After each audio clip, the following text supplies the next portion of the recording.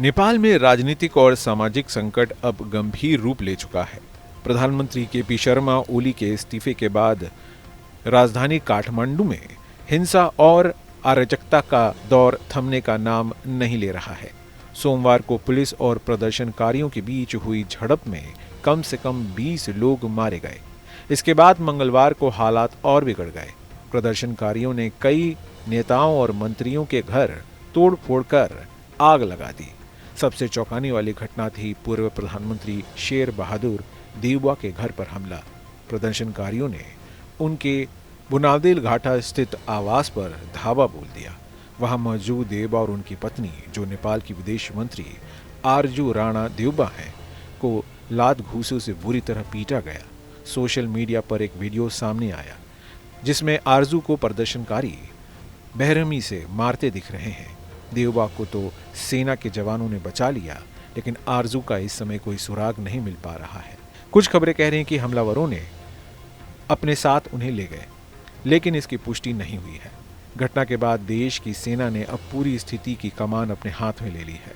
Curfew लगाया गया है, जो मंगलवार शाम 5 बजे से शुरू होकर बुधवार सुबह 6 बजे तक जारी रहेगा। सेना ने त्रिभुवन अंतर्राष्ट्रीय हवाई अड्डा, सिहरदाबाद और कई अन्य महत्वपूर्ण स्थानों पर भी नियंत्रण कर लिया है। इस आंदोलन की शुरुआत नेपाल सरकार की 26 सोशल मीडिया प्लेटफॉर्म्स पर बैन लगाने के फैसले से हुई थी।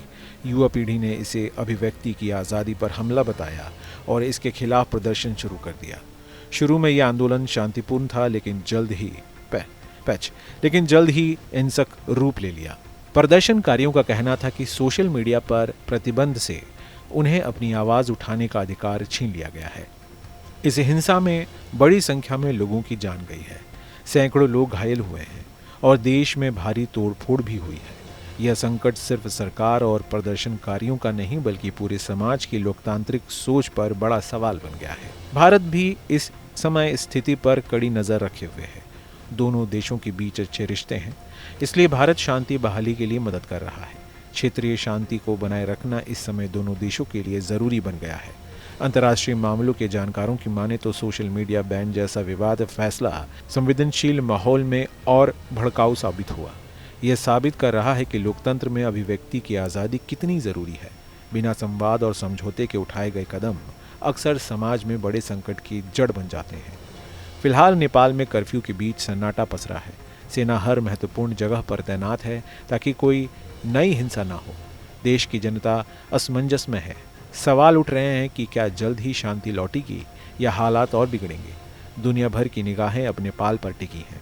आने वाले दिनों में यह साफ होगा कि इस गंभीर संकट से नेपाल कैसे बाहर निकलेगा।